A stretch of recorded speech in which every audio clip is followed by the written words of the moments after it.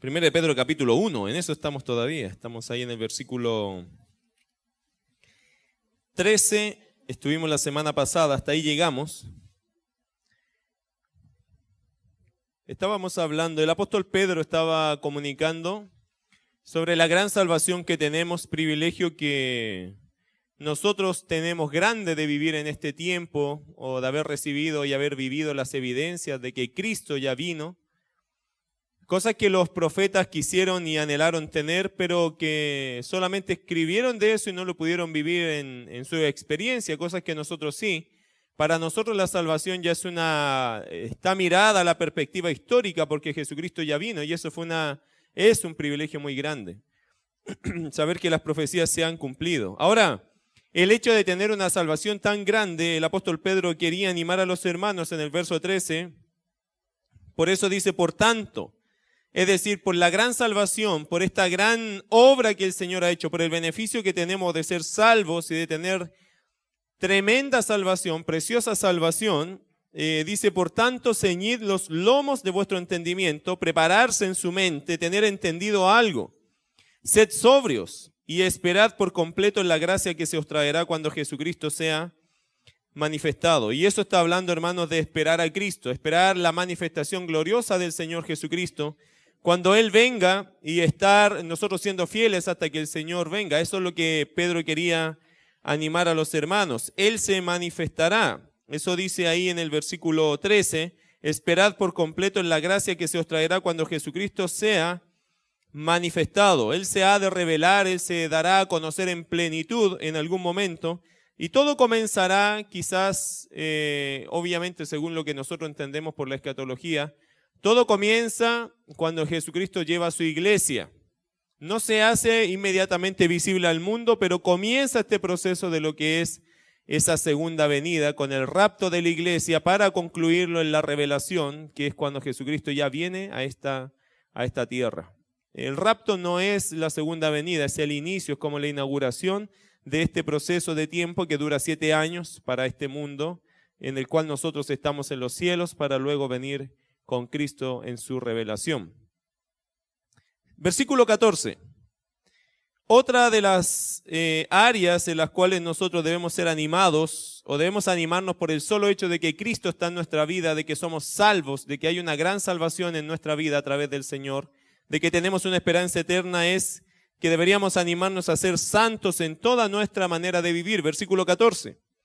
¿Qué dice el versículo? Léalo conmigo, versículo 14, 15 y 16. Dice, como hijos obedientes, no os conforméis a los deseos que antes teníais estando en vuestra ignorancia, sino como aquel que os llamó es santo, sed también vosotros santos en toda vuestra manera de vivir.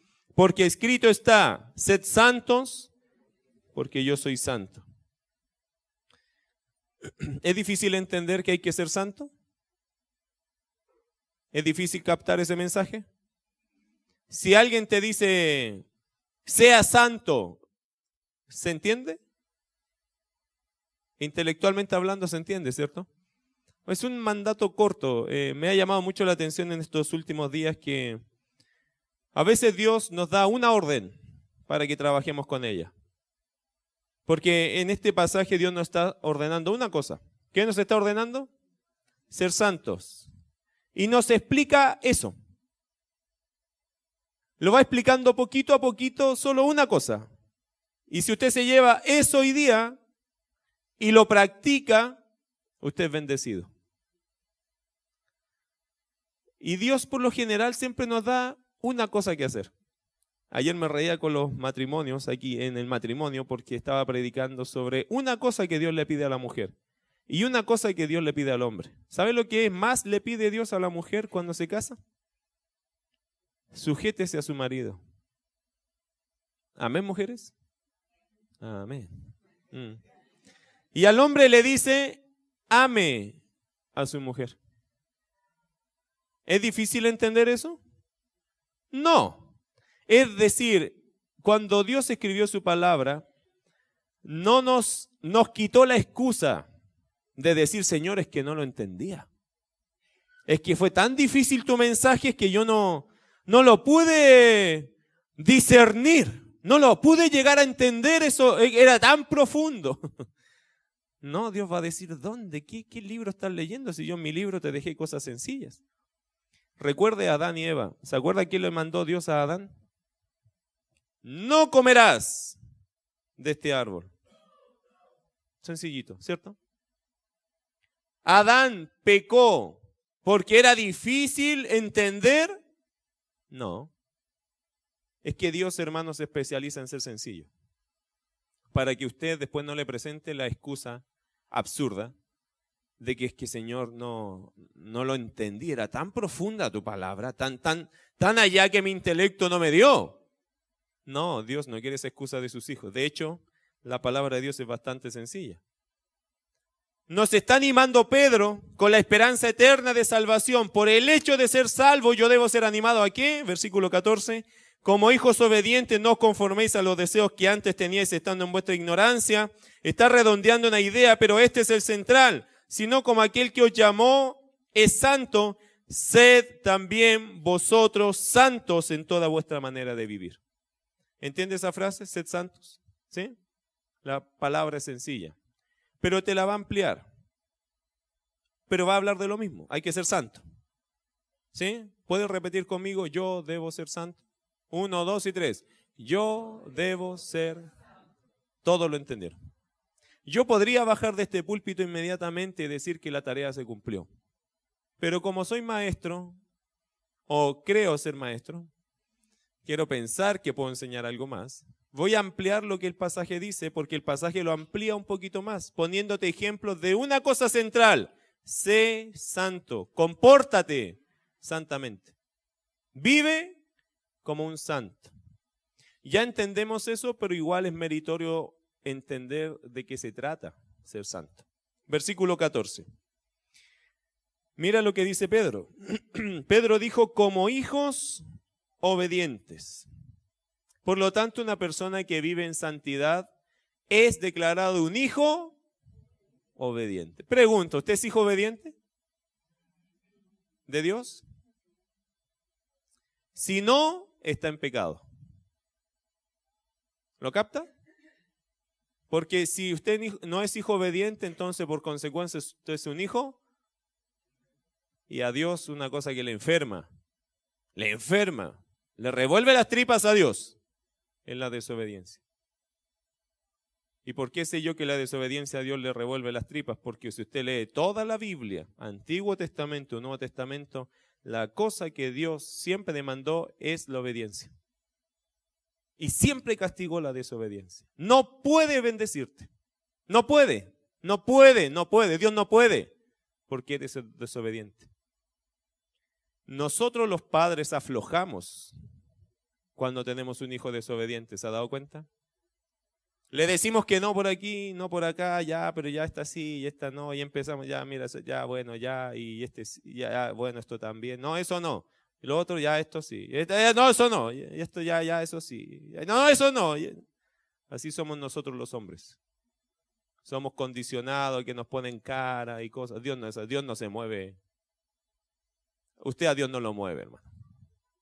Te ama profundamente y por eso mismo te disciplina. Pero Dios no se mueve de lo que Él dijo que iba a hacer. Si usted no es obediente, Dios no te bendice. Punto. No puede. Porque si te bendijera siendo desobediente, Dios te está mal enseñando y Dios no es malcriador. No es como nosotros, que a pesar de la desobediencia de nuestros hijos, los malcriamos igual. Si en Navidad ellos están jurados que tienen su premio, ¿cierto? Y lo están esperando y ya están exigiéndolo.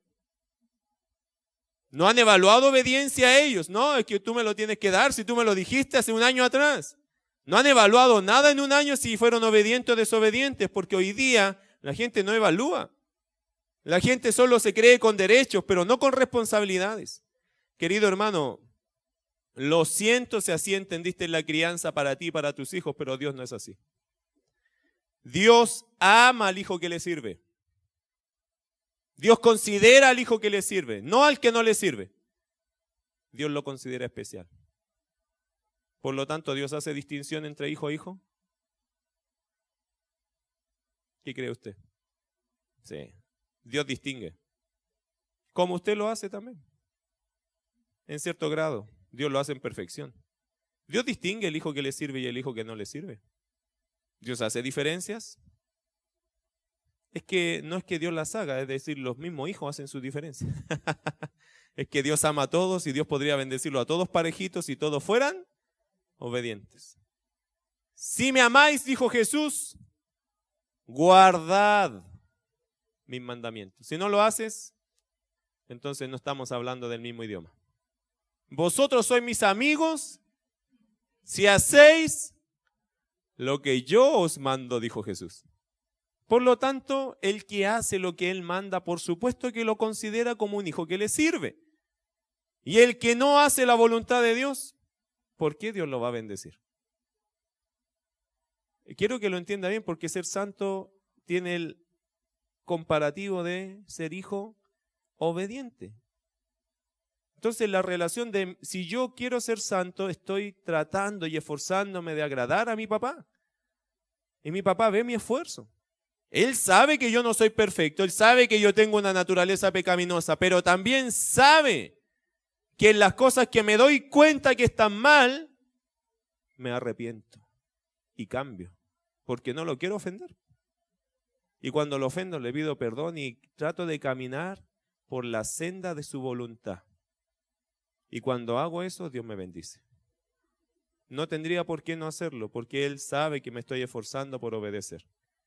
Mire qué interesante, como hijos obedientes. Se supone que un hijo obediente, esta es la característica. ¿Cuál es?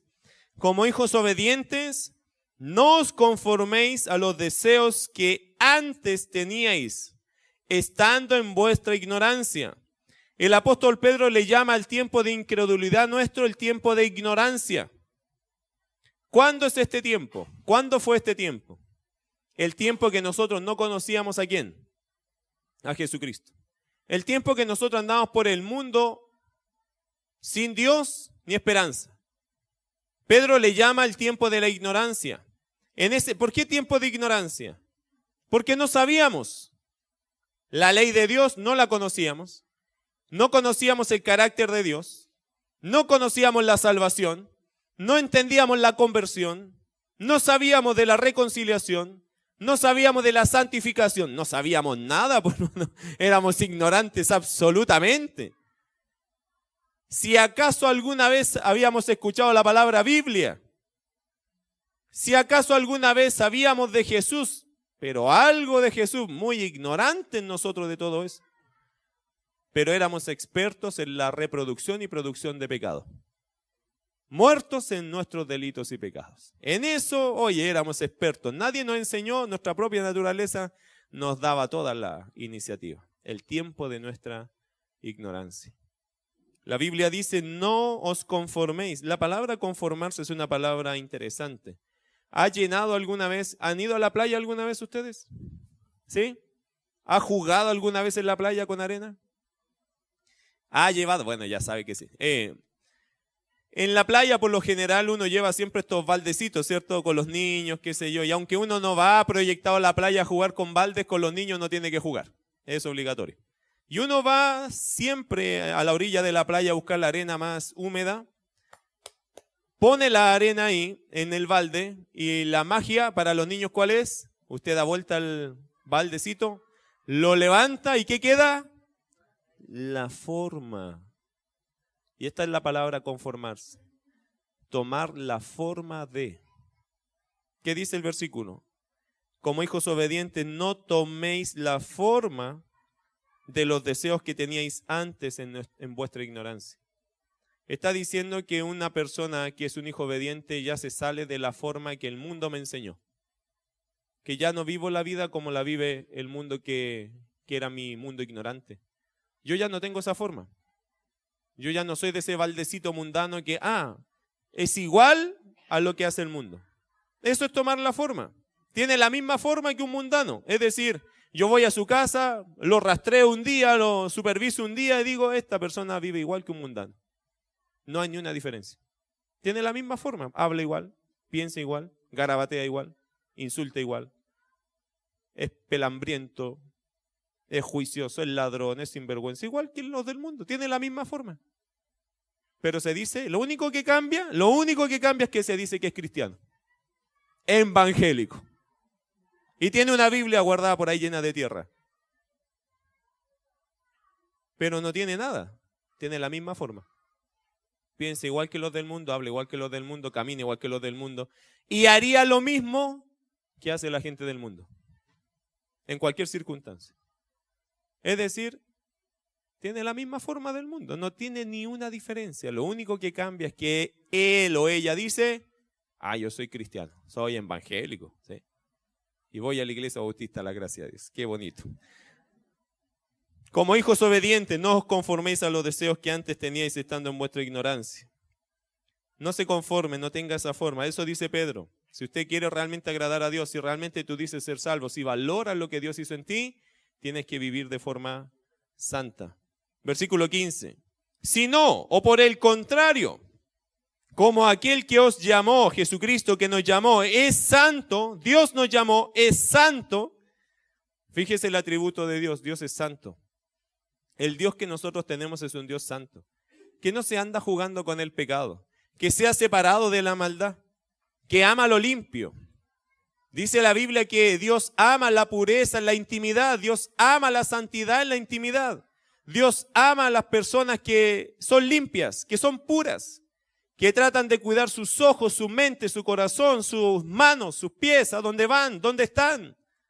Dios es santo. Es separado absolutamente de la maldad, no le interesa la maldad, rechaza, repele la maldad, aborrece la maldad. Dios es santo. Dios no es de esas personas que, no es un ser que se agrada, de alguien que se acerca con las manos sucias sin arrepentimiento. No, si yo ensucié mis manos lo primero, Señor, perdóname, tú eres santo.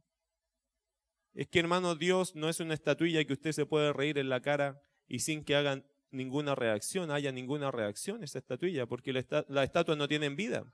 Nuestro Dios es un Dios vivo y Él ve cada cosa que hacemos. Por lo tanto, se requiere que nosotros le demos cuenta, porque Él es santo, Él no es cualquier Dios de este mundo.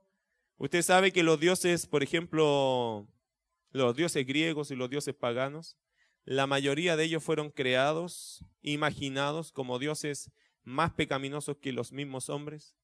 Por eso los hombres pecaban para parecerse a sus dioses. Así eran los dioses creados en la antigüedad. Dioses que eran el dios del amor, el dios de la sexualidad, el dios de la virilidad. Y eran altamente paganos y altamente depravados. ¿Y cuál era la aspiración de sus seguidores? Ser como ellos. Usted no tiene un Dios así. Por lo menos mi Dios es un Dios santo. Es separado de la maldad. Dios es limpio, hermano. Dios es puro y ama la pureza. Ama la limpieza. Ama la transparencia, la integridad. Dios la ama porque Dios es santo. Dios no es distinto en su carácter y no ha cambiado nunca. Es 3 veces santo. Santo, santo, santo Jehová de los ejércitos. Toda la tierra está llena de su gloria. Dios es santo y siempre lo será. Sino como aquel que os llamó es santo, sed también vosotros santos en toda vuestra manera de vivir. Toda vuestra manera de vivir. Y eso, hermano, ¿qué involucra toda vuestra manera de vivir? No me parece que sea difícil o que necesito gastar mucho tiempo en explicar eso. Toda vuestra manera de vivir tiene que ver con todo lo que usted vive, dónde esté, para dónde vaya. Tiene que ver con usted, sus decisiones, tanto interno como externo. Eso es toda vuestra manera de vivir. Y hay un argumento acá que es del Antiguo Testamento en el atributo de Dios, porque escrito está, sed santos, porque yo soy santo. Y eso significa que Dios espera que reflejemos su carácter. Si yo estoy siguiendo al Dios de los cielos, al Dios verdadero, Dios es santo. Y Dios espera que yo refleje con mi carácter su santidad. Con mis palabras, su santidad. Con mi forma de vivir, su santidad. Versículo 17. Y si invocáis por Padre, y esta es la cuestión, sigue con la parte familiar, ¿se fija? Como hijos obedientes, y ahora dice, y si invocáis por Padre, porque es re fácil decir, Padre nuestro que estás en los cielos, santificado sea tu nombre. Eso es re fácil decirlo. ¿Qué dijo Pedro cuando pensó en esto?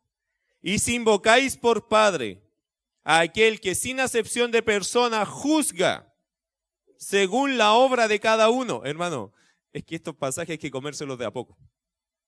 ¿Qué dice Dios hablando de su justicia? Que juzga según la obra de cada uno. Por lo tanto, a usted y a mí no nos juzga iguales, porque usted tiene su forma de vivir y yo tengo mi forma de vivir. Y a usted y a mí Dios nos pesa según lo que hacemos. Punto. Por eso hay algunos que la nube negra está siempre sobre su cabeza. Y hay otros que Dios los eleva, los bendice, y los lleva. Y hay otros que les da. Ese es un misterio para mí. Yo no tengo idea y tampoco juzgo que todas las cosas malas que pasan es por el pecado. Pero mucho de lo que nos pasa es por el pecado. Yo creo que los castigos vienen de Dios por dos formas. Por nuestro pecado o porque somos muy santos. Cuando ya somos muy santos, Dios también nos prueba, nos lleva a otro nivel. Pero lucimos justicia. Pero la mayoría de nosotros, siendo muy honesto, el 90% de los creyentes yo creo que no somos como Job. Quizás 99%. Más que nada vivimos de las consecuencias de nuestra propia maldad. Y malas decisiones y carnalidad y mundanalidad y independencia de Dios. Y póngale a la lista lo que quiera, ¿cierto? Versículo 17. Y si invocáis por Padre, mira las características de tu Padre. A aquel que sin acepción de personas, Dios juzga a todas las personas iguales. Lo juzga a todos, pero no iguales en el sentido de que hace un juicio igual a todos. A cada uno lo pesa y lo tasa por lo que hace delante de él. Versículo 17. Aquel que sin acepción de personas juzga según su obra, según la obra de cada uno, conducíos, mira la conclusión o la reflexión, conducíos en temor todo el tiempo de vuestra peregrinación. El apóstol Pedro dice, queridos hermanos, que si uno es un santo, si uno va a vivir santamente, debe conducirse con temor de ofender a Dios. El versículo lo dice, conducíos en temor todo el tiempo de vuestra peregrinación. ¿Qué es? ¿Cuánto dura nuestra peregrinación? ¿Qué es un peregrino? ¿Saben lo que es un peregrino? Lo dijo Pedro en el capítulo 2, versículo 11. Amados, yo os ruego como extranjeros y peregrinos que os abstengáis de los deseos carnales que batallan contra el alma. Un peregrino, un extranjero, tiene que ver con alguien que anda de paso. Y como anda de paso y va a otro lugar, no se llena de cosas. No se hace de una casa, no se hace de mucha ropa porque va de paso. Entonces esas cosas le estorban para su siguiente meta. Es un peregrino, es como una persona que anda recorriendo los países, no se puede llenar de un montón de cosas, solo lo básico y ya con lo que anda es lo suficiente. No puede comprar ni agregar muchas cosas porque va para otro lado. No puede andarse haciendo de pesos en la vida porque él va para otro lugar. Él tiene lo suficiente para llegar de un punto A un punto B. Y ese es su peregrinaje. Nosotros como creyentes tenemos todo ya para ser felices. Por ser cristianos, ¿tenemos todo para ser felices? Amén. ¿Qué necesitan más para ser feliz que a Cristo? Nada. La Biblia dice que en Cristo estamos completos. Tenemos todo el equipaje con nosotros, tenemos todo para ser feliz. No se empieza a llenar de cosas del mundo para creer que va a ser más feliz. Eso creo yo lo que está diciendo Pedro acá.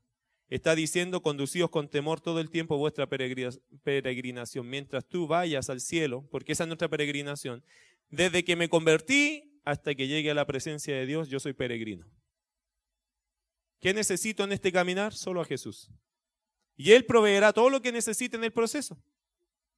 Pero si me empiezo a enganchar en los negocios de la vida, hablando del pecado y haciendo comercio y negocios con personas mundanas y empezar a vivir en la maldad, a pegarme a las cosas de este mundo, entonces se confunde mi peregrinaje.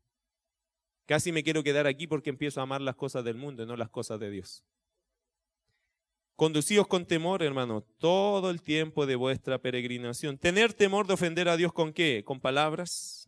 No se olvide que de la abundancia del corazón habla la boca, con pensamientos, con la conducta en general. No se olvide, hermanos, que ese debería ser nuestro norte, tener temor de ofender a Dios. ¿Por qué? Soy peregrino, yo no soy de este mundo, usted tampoco. Puede tener cosas en este mundo, por supuesto, si nadie está diciendo que no compre algo que tenga que comprar. Pero no se enfoque en eso como que eso va a ser eterno, porque eso es para una herramienta para servir a Dios. Todas las cosas que tenemos en esta vida son herramientas para servir a Dios. Nada más, son medios, no fines. Es un medio para agradar a Dios, es un medio para cumplir la voluntad de Dios. Quiere un mejor trabajo, que sea un medio para sostener a su familia, para ofrendar más a la obra, para invertirlo para la gloria de Dios. Todas las cosas de esta vida que Dios nos da son un medio, no un fin. Porque Dios te puede proveer de lindas cosas. Qué bueno, hermano, úsalo para su gloria. Un peregrino eso haría. No va a dejar que esas cosas lo interrumpan, ni lo estorben, ni, me quiero quedar aquí, aquí, aquí. No. El peregrino dice, ok, gracias a Dios por lo que me añadiste, pero yo voy apuntando hacia el cielo. Y todo lo que me agregues, gloria a Dios, lo voy a usar para tu gloria. Porque yo estoy pensando en la meta, no en los medios, en el fin, que es llegar delante de Dios un día para dar cuenta de mi vida. Soy un peregrino, y usted también. Si es hijo de Dios, usted se entiende peregrino, se siente peregrino y vive como peregrino. Amén. Verso 18. El apóstol Pedro recuerda cómo fuimos antes. Y esto es lindo. Pedro, en medio de este sermón, está recordando cómo éramos antes. Siempre nos está trayendo a la memoria cómo era la vida sin Dios. Porque quiere enfatizar justamente la vida con Dios. Y cuando tú tienes que valorar la vida con Dios, siempre tienes que recordar cómo era antes mi vida, cómo fui antes, de dónde me sacó Dios. Para terminar animado diciendo, mira de dónde Dios me sacó, ahora le sirvo a Él con más ganas. ¿Usted tiene ganas para servir a Dios o no? ¿Sí? Todos los días de su vida está animado, ¿no? Yo estoy sumamente animado con lo que Dios está haciendo en la iglesia. No solo en la iglesia, sino afuera de la iglesia. Cómo Dios nos abre puertas para hablar de Jesús, es increíble eso. Hay tanta necesidad con la gente afuera.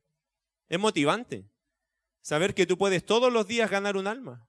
Todos los días podrías hablar con alguien y ese alguien puede responder positivamente al evangelio. Es emocionante eso para los que están animados. Para el que no, la vida es tan triste como Eclesiastés capítulo 1. No hay nada nuevo debajo del sol.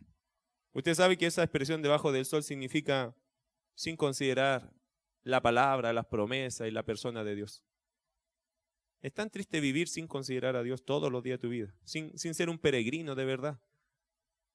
Porque todo lo ve triste, fome, rutinario. No tiene ni un brillo la vida sin Dios. Debajo del sol es una persona que perdió la perspectiva espiritual de la vida.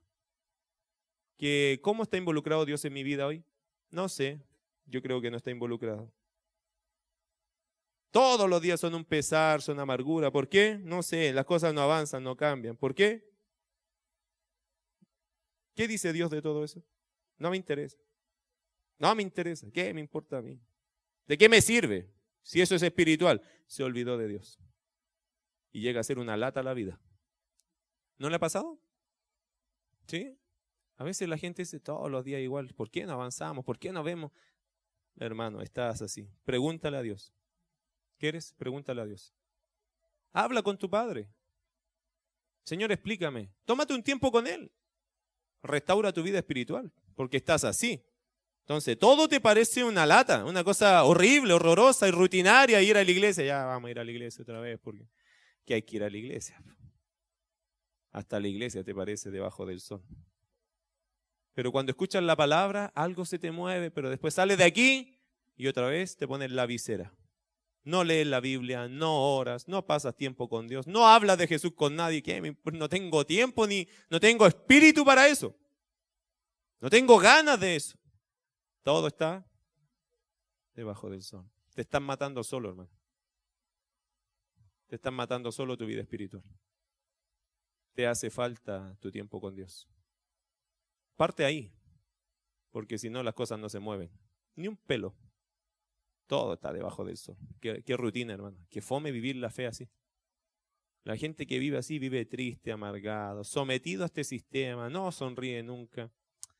Las cosas le dan lo mismo. Y si morir hoy día para ellos sería una ganancia, pero no porque aman a Cristo, sino porque están cansados, deprimidos espiritualmente. Necesitas animarte.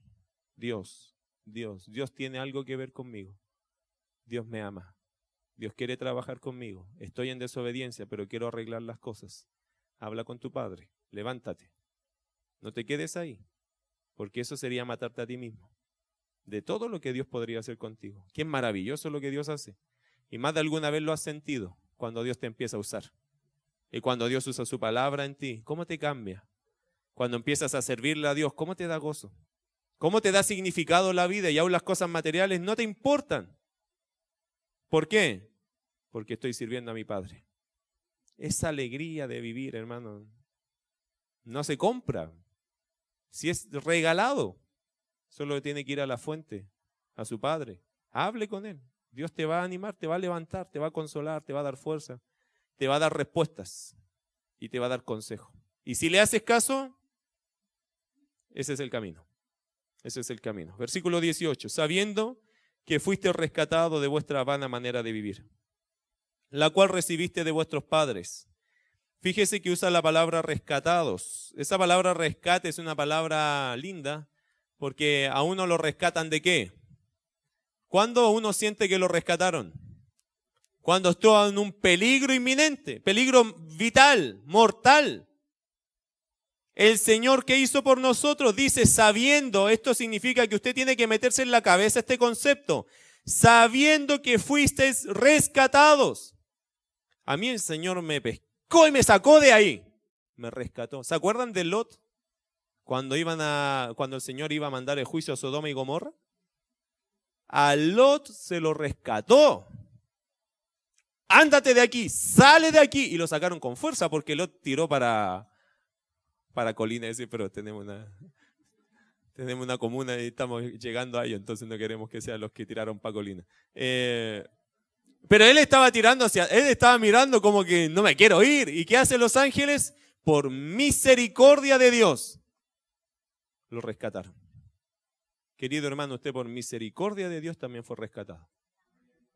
Porque no es que tú tanto querías, pero a veces el Señor con su misericordia, oye, te voy a salvar. Aunque tú estás ahí yo sé que es mejor. Y en el tiempo nos hemos dado cuenta, gracias Dios, porque si tú me dejabas ahí, yo me iba a Sodoma y Gomorra. Pero por su misericordia te rescató, te sacó de ese lugar de perdición. Sabiendo que fuiste rescatado de vuestra vana manera de vivir, de esa vida antigua, de esa vida de ignorancia, la cual recibiste ¿de quién? ¿De quién recibimos esa vana manera de vivir? Herencia de nuestros padres. ¿Por qué de nuestros padres? Porque todo individuo que nace en esta tierra nace pecador. Todos nacemos con esa naturaleza que no tiene ni un brillo, espiritualmente hablando. Que nacemos muertos en nuestro delito y pecados, que trasciende la herencia pecaminosa según Romanos 5:2. Ahí hay teología, pero no voy a tomar el tiempo para eso. La cual recibiste de vuestros padres, no con cosas, y aquí retoma que fuiste rescatado de vuestra vana manera de vivir, no con cosas corruptibles, como oro o plata. No fuimos rescatados con cosas materiales. No fuimos comprados por plata, por cosas materiales. Así que hermano, no dé su vida por las cosas materiales, porque eso no te rescató. Eso no te redimió, eso no te cambió la vida. A un creyente no le cambia la vida el dinero, mi querido hermano. Versículo 19. Si no, ¿con qué fuimos rescatados? Léalo conmigo, verso 19. Si no con la sangre preciosa de Cristo. ¿Con qué fuimos rescatados? Alguien dio su vida por ti. Por eso fuiste rescatado. Porque alguien murió por ti. Ese lugar que tú y yo teníamos que haber ocupado, lo ocupó alguien. Jesucristo. Por su sangre preciosa tú y yo fuimos rescatados. Es decir, vida por vida. Se cambió tu vida por la vida de un inocente. Ahora, siempre me conmueve pensar que él fue inocente. Él no hizo nada malo. Él hizo todo lo bueno. Él cumplió toda la ley. Y terminó muerto en una cruz como un criminal, como un maldito, por culpa mía. Eso siempre me va a traer a mi memoria que yo tengo que darle mi vida al Señor. Porque se cambió por un maldito, se cambió un santo, y ese santo muere en la cruz por un maldito. Por alguien sin esperanza que no se ha dedicado a pensar en Dios, sino que se ha dedicado a hacer su propia voluntad. Pero Él que quiso hacerlo todo por nosotros, Él terminó en la cruz. No hay ni un ejemplo en este mundo para compararlo. Porque usted puede decir como un niño chico, ese niño chico trae naturaleza pecaminosa. Cristo nunca pecó. Fue el santo ser que nació. No tengo cómo comparar ese ejemplo con otra persona para que usted lo entienda.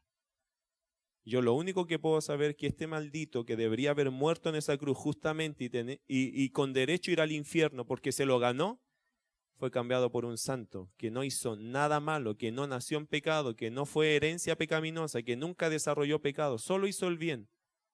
Él murió por mí. Yo le debo toda mi vida a Cristo. ¿Usted? Si Él te da la posibilidad de servirle y de seguirle, qué honor seguir a un hombre así. Qué honor seguir a un Dios así. Un Dios perfecto, un Dios santo. Él nos compró, dice, con la sangre preciosa, y yo creo que Pedro no puede dejar de emocionarse, y por eso creo que alude y pone esta palabra, sangre preciosa. Porque la sangre de Cristo es una sangre preciosa. No es cualquier sangre. No es tu sangre ni la mía, que es sangre común. Es sangre de pecadores. Esta sangre es única. Si se pone a pensar, este tipo de sangre es una sangre única. Y tiene un precio, como es única porque es para redención, es puesto en... Esto no se hizo dos veces. Es una sangre que tiene un precio único. Sino con la sangre preciosa de Cristo, como de un cordero, sin mancha y sin contaminación. Pedro encontró un buen ejemplo en la naturaleza para decir qué preciosa era su sangre. Y puso un ejemplo porque en el Antiguo Testamento se usaba un cordero sin mancha y sin contaminación como un símbolo de santidad, de pureza, para decir que ese animalito inocente moriría por ese pecador que lo matara para que ese pecador fuera perdonado. Y eso hizo Cristo. Pescó todas nuestras maldades y las cargó en su cuerpo. Las llevó en la cruz y toda su sangre fue derramada para perdón de nuestros pecados. Por eso cuando Jesús termina, antes de morir, Él dijo, consumado es. La cuenta está pagada. Eso significa consumado es. La cuenta está pagada. ¿La cuenta de qué? ¿Qué debía Él? No, Él no debía nada. No estaba pagando su cuenta. ¿Qué cuenta estaba pagando? Mi cuenta. Mi cuenta. ¿Cuenta de qué? ¿Para qué sirve haber pagado esa cuenta? Para ser rescatado. Él pagó con su sangre el rescate de mi alma. ¿Se acuerda lo que dice el Cantar de los Cantares? Esta mujer cuando habla de su esposo dice, ¿dónde está el que ama mi alma? Que me encanta esa expresión. Porque esa expresión me hace pensar en mi Dios, en mi Señor Jesucristo. ¿Por qué? Porque Él es el que ama mi alma. ¿Cómo lo sé? Me rescató con su sangre. Sé que ama mi alma. ¿Por qué no le da su vida al que ama tu alma? Vamos a orar.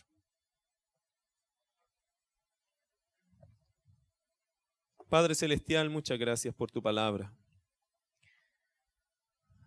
Es hermoso para mí, en medio de lo que tú nos pides, recordarnos que esto que nos pides es algo que se puede hacer. Ser santo, Señor, fue el mensaje hoy día, nada más. Y Pedro ha construido muchos ejemplos alrededor para hacernos entender qué significa, en términos prácticos, ser un santo.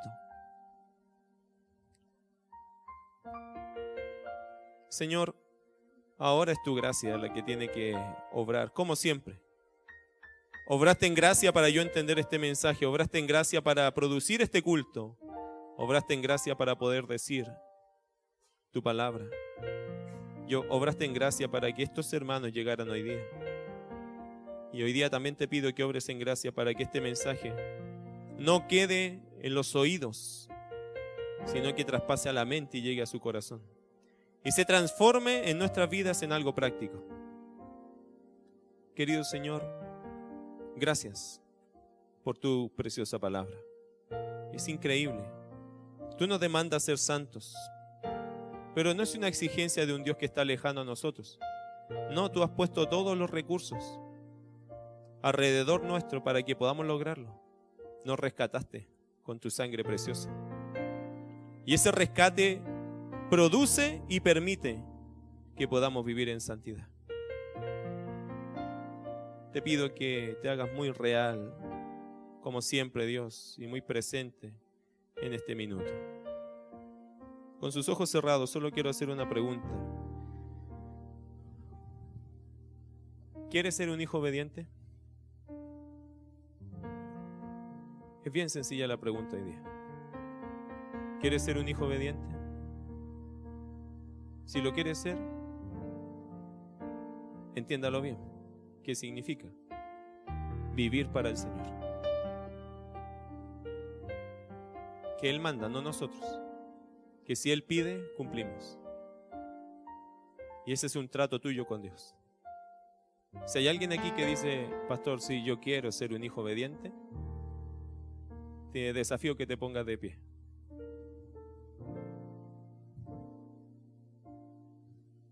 Todos aquellos que dicen, sí, pastor, yo quiero ser un hijo obediente de Dios.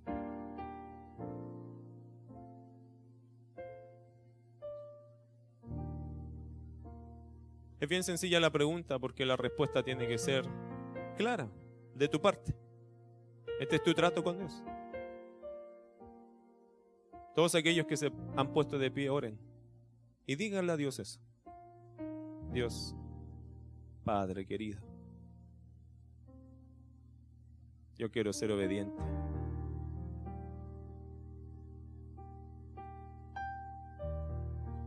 ¿Hay alguien más que dice, sí, yo quiero ser obediente?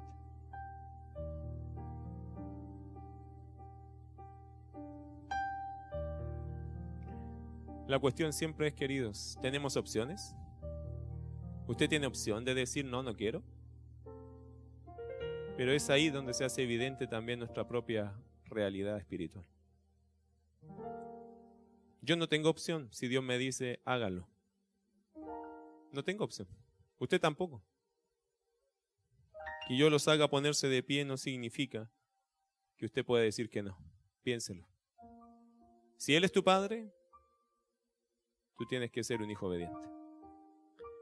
Querido Dios, gracias por las lágrimas hoy día, que expresan algo sincero de nuestro corazón. Gracias por los que se ponen de pie y manifiestan deseos. Oro que hagas, Señor, conforme a tu buena y preciosa voluntad en nuestra vida. Ayúdanos a ser santos. Ese es el mensaje hoy, Señor, ser santos en toda nuestra manera de vivir. Obviamente, Señor, ese pasaje no habla de una imposición de otros a mí. No habla de un juicio de otros hacia mí. Habla simplemente de un deseo que tú tienes, que en mi vida se tiene que hacer real. Y yo decido delante de ti hacerlo. No se trata hoy día, Señor, de juzgar al que está de pie, ni juzgar al que quiere dar el paso. Se trata de pensar en mí mismo y en mi relación contigo. Gracias, porque cada uno aquí sabe su realidad contigo. Si no hay disposición, Señor, a obediencia, te pido que tengas misericordia, justa misericordia, para aquellos que se rebelan. Y sé que para aquellos que van a someterse a ti, le esperan experiencias preciosas, aún en medio del dolor. Porque tú no vas a dejar al hijo que te sirve. Tú no lo vas a dejar. Tu palabra dice, no he visto justo desamparado, ni su simiente que mendigue pan. Job dijo, Señor, que aún desecha mi carne, con mis ojos veré a Dios. No importa lo que venga. Lo que importa es que te vamos a obedecer. El precio lo pones tú, como pones la gracia para soportarlo. Nos dedicamos a ti, Dios, en esta hora y te alabamos. Tomen asiento, hermanos. Querido Padre Celestial, gracias. Una bendición, Señor, tenemos hoy día. Hemos escuchado tu preciosa palabra. Cánticos hermosos, tu bella palabra. Y tu Espíritu Santo y tu presencia con nosotros. No necesitamos más para peregrinar. Te bendecimos, Señor. Ayúdanos, que todo lo que tengamos en esta vida sea un vehículo para honrarte a ti. Sea un medio, no un fin. Entendiendo que tú añades para que tu gloria sea exaltada. Te bendecimos, Dios, en el nombre de Jesús. Amén.